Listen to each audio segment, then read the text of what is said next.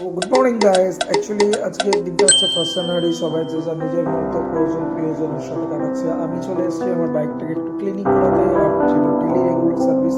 তো কোথায় এসেছি সেটাই দেখাবো তোমাদের সাথে, আর আজকের দিনটা এরপরে আর কোথায় যাবো সেটার জন্য একটা আলাদা